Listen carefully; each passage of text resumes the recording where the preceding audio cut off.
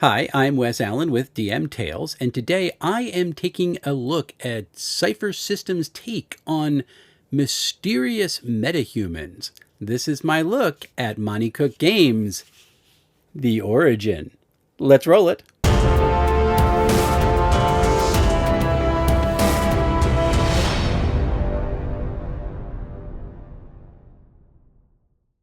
Before I get started, I do want to give a shout out to my patrons. Thank you so much for all you do to help make this channel continue to grow and be a success.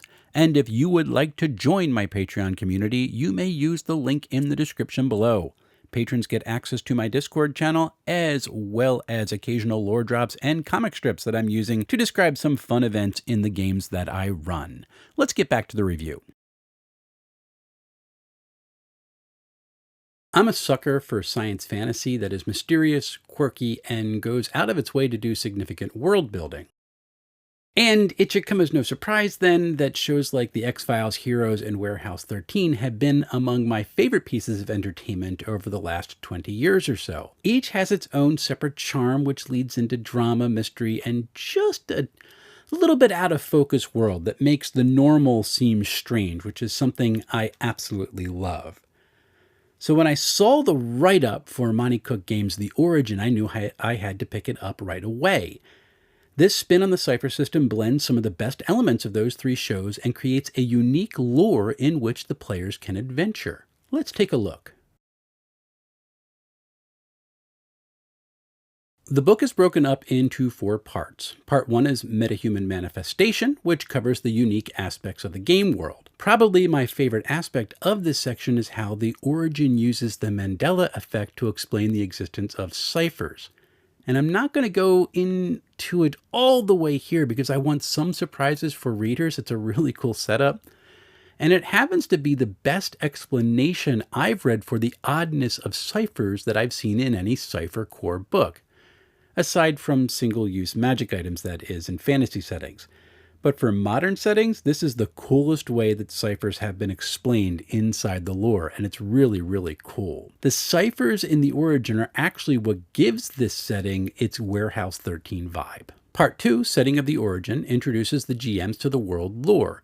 It explores the different factions which the characters can get mixed up with, as well as presenting a deeper overview of how this world came to be. The Origin setting, it's fascinating, and the different factions surrounding the metahuman phenomenon give this game its Heroes vibe. It's really, really cool. Part 3, Metahumans, Monsters, and More, are a collection of named NPCs as well as other adversaries that characters might encounter during gameplay. Because the named NPCs all have connections to the different in-game factions, this section also has a deep nod to Heroes. That's what it feels like. The character biographies are all really fantastic. The abilities are well done and unique, and each has some wonderful artwork. Part 4, Adventures, presents 4 different adventures, which suck the characters into the world of The Origin. These are set up much like different acts in a movie, complete with a grand finale.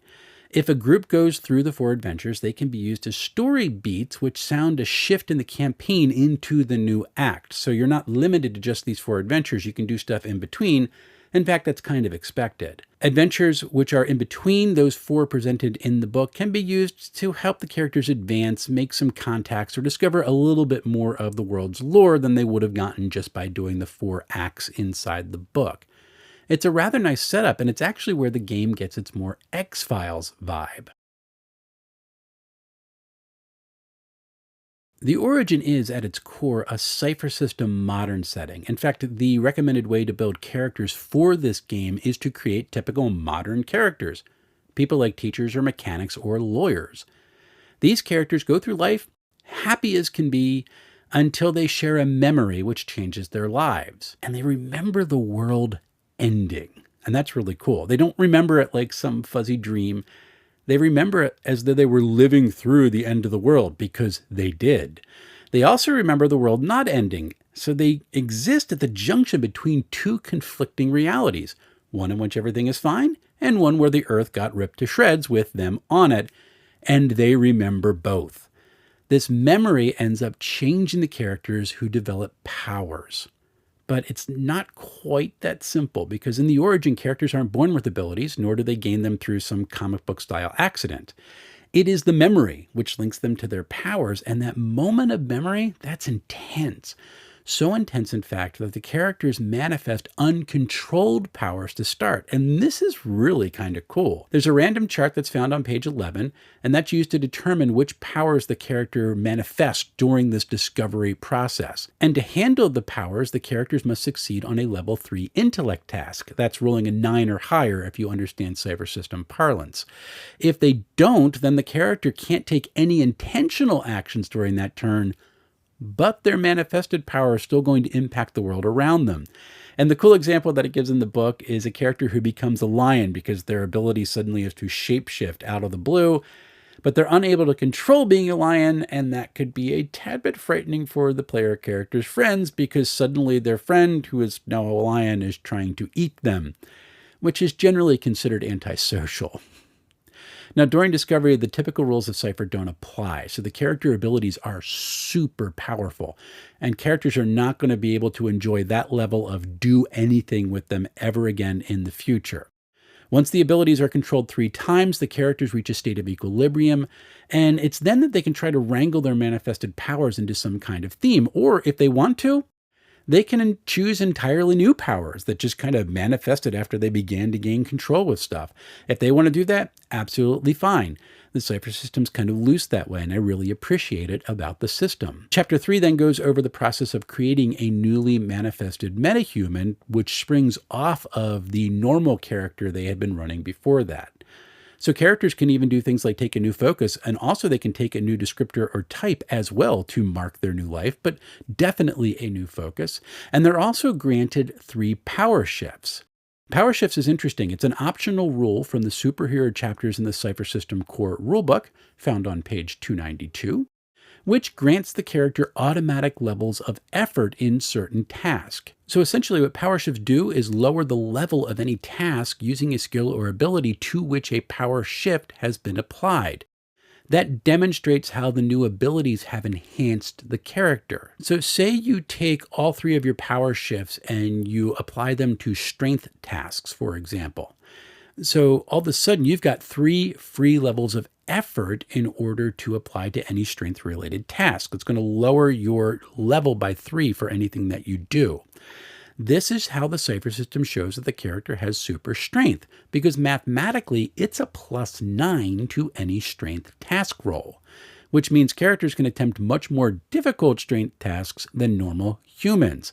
A normal human can attempt, really without any luck and severe effort applied, try to do anything much over a level 7, because 7 times 3, which is how you get the target number in Cypher system, is 21. Can't roll 21 naturally on a 20-sided die. But if you have 3 of your power shifts in it, suddenly a level 7 task goes down to a level 4 task, and now all you have to do is roll a 12. It's much more likely. And for most average tasks, like 5 or 6, suddenly you're going way low down because you've got that automatic effort with your power shifts. And you can spread them out to the different abilities as you want.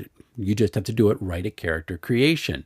And I like the way that it shows how a character is advanced right from the start. Really cool. Now, characters are also going to get 2 powers when they become developed as a metahuman, and these are handled using the Cypher System Core Rulebook or the Claim the Sky Superhero White Cover Supplement, or both of them if you wish.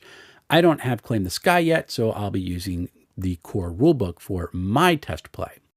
At the start of the journey, however, characters are also going to suffer from 2 inabilities which correspond to their powers.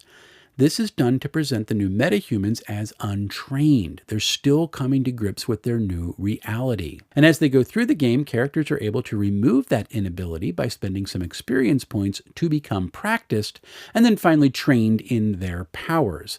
I appreciate this nod to a more gritty style of play. In-game, the character's inabilities have 2 effects. First, it raises the difficulty by 1 for tasks which use that power, effectively giving the character a -3 to all rolls attempting to use the power.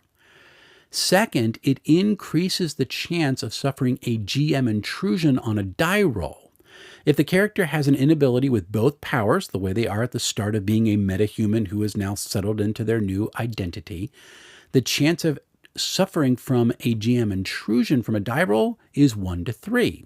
If a character has an inability with only one of their powers, they've kind of gained mastery over the other one, then the chance is only going to be 1 and 2. Once the character has practiced both their powers to the point where they're not going to really fear suffering a flameout all the time, the typical intrusion trigger, which is a roll of 1 only, is going to be in play. So it's a way to show them growing over time, and I do like that. Now, when a character loses control of their ability, they suffer what is known as a flameout. This can put the character's identity at risk, but it can also cause harm to those around them, or damage nearby property, or even cause a self-inflicted wound to the character. There's 6 different types of flameouts that are listed on pages 18 through 19, and it's not set up as a random roll the way that so many other things in Cypher system are. GMs are encouraged to use the flameout which best fits the narrative at that moment. Again, I love the flexibility of Cypher for stuff like this. It works really, really well. So The Origin is a 162-page hardback book, and it uses the same glued notched binding that many of the Monte Cook Games products use. This is a much more durable than the typical glued binding, which is known as perfect binding because the glue binds to the paper fibers, and some claim that it's actually even more durable than a stitched binding. However, I will say that notch binding books tend to need to be broken in because that glue that binds the signatures together, it's really, really stiff. And this often makes reading the extreme front and back portions of books with that notch binding a little difficult to hold open. I will say, though, that The Origin doesn't seem to suffer from this issue, probably because it is a much shorter book than the core rulebooks that Monte Cook Games has released. The book lays open just fine, and especially at the beginning and end of the book without having to be broken in, which is very nice. In fact, it laid open so well, I assumed it had to be stitched binding before I checked it out. Monte Cook Games books all share a similar design language, and The Origin's no different in that respect. Each part of the book has its own accent color, and every element of that section takes on that color. Heading fonts, drop caps, table borders, titles, alternating row colors, headings and footers and margin notes all look like they belong to that section of the book. So this way, when someone flips through the book and they're flipping through pages and the accent color changes, the reader has a visual cue that they are now in a new portion of the book. And this is really cool. It's one of the aspects of Monte Cook Games design language I very much appreciate, because if you're looking for something and you know it's in that section, the color changes, well, I got to start flipping back the other way. Really, really cool. Each part of The Origin also boasts its own title page, complete with a mini table of contents. And these internal title pages display the accent color for that book section. So again, you know what part you're going to go into. And they also have a piece of compelling artwork front and center on the page, but it is set inside a target scope overlay. I think this is a great way to show the nature of this world because the characters are going to be hunted once they manifest as metahumans.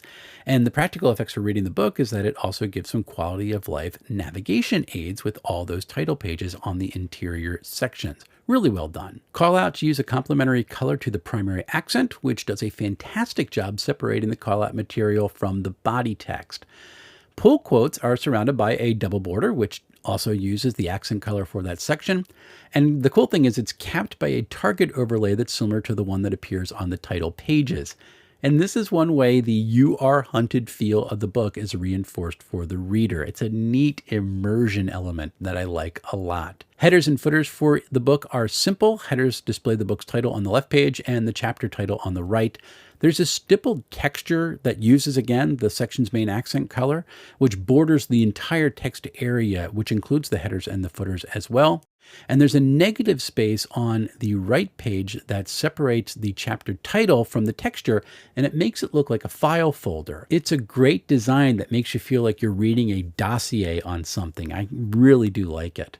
Footers just have a swoop of the texture moving in from the outside corners of the page, along with the current page number that also appears inside a target scope, because remember, you're hunted. They're really trying to drive that home. In fine Monte Cook tradition, The Origin also does away with footnotes and replaces them with margin notes. For a visual reader like me, this is a fantastic quality of life innovation because the margin note appears at about the same level it does in the body text. That means I'm never looking to see context for this note because it's going to be right about the same eye level as where the note appears. However, I have been told that this does play havoc with text-to-speech readers since PDFs have no actual structure. It doesn't know what to read first. So if there was a way to keep this contextual link between the note and the body text, which would allow folks with visual impairments to enjoy this innovation, well, that would be awesome. But for me, I love it. The artwork in the origin, beginning with the cover art by Mirko Paganesi. I'm sorry I butchered that name, but I can tell you right now, it's beautiful. Much of the art strives to capture the presence of the fantastic intruding upon the mundane, and it succeeds. The interior art sets the tone for how a metahuman's life works, and the NPC character portraits communicate each character's essence with style. I have to say the art captured my attention, but none so much as the interior cover pieces for the book. The front cover could actually be a frame capture from The Matrix. It looks so cool. Its mood and sense of desperation, they're palpable. And then the interior rear cover expresses a deep sense of menace. It's wild. Now, including them on the inside covers of this book is perfect. I do have to point out that a number of pieces are reused at different points of the book. So it might seem a little confusing at first, but the later appearances tend to give more context to the earlier inclusions, and it gives a little bit of a fuller understanding of what these art pieces mean. These are not generic things that are just thrown into the text because they look kind of cool. They are deeply ingrained into the lore of the origin. That's a really nice thing. So I saw this book in the wild and I purchased it without hesitation. The world setup is fantastic and weird, and it has some room for oddities that border on the creepy, which is kind of cool. And I am definitely going to run this game at some point, if for no other reason than to see how people react to manifesting their in-game powers, because that looks like a ton of fun. Now, at its core, the Origin reads more like an extended campaign book than a full-on supplement, but that might be part of its strength because the Origin can pull from any superhero source material for the Cypher system and just re-narrate it for the more clandestine nature of the world. So if you enjoyed Heroes, had fun with Warehouse 13, and ever wondered who the cigarette smoking man was, this book is actually a love letter to you, and it's well worth picking up. If you want to pick it up for yourself, a print book is currently $44.99 on Monty Cook's website, while a PDF is listed for $17.99. If you want to buy both the PDF and print book together, you can purchase them for $50.39 total. That is a pretty nice pickup. Coming up on the channel, I have in the queue Shadow Dark, followed by Forbidden Lands, Household, which I want to finish reading this week, and then I'm going to dive into Dark Places and Demogorgons for Old School Essentials. I am also hoping to get a new camera. I've already ordered it. I hope it comes in this week. So I might actually get to be able to do some out and about videos more and more. I want to go to some local game stores and see how things are going there. I'm going to be doing, as part of switching over to the new camera, a video showing how my setup has changed over the last 3 years. It has gotten significantly different, and that's been a lot of fun, so I'd kind of like to show that to everybody else. I am also working on a charity live stream, which will be an actual play. It's going to support an organization here in South Jersey called Book Smiles, which is a terrific organization that encourages reading. It saves books from landfills by encouraging people to donate them rather than throwing the books out. And then it donates these books to teachers and also directly to children, which helps children build personal libraries, as well as allowing teachers to have lending libraries for their classrooms. It is absolutely amazing, and I love this organization. I'm looking forward to being able to raise some money for them. Until we see each other again, folks, happy playing, everyone.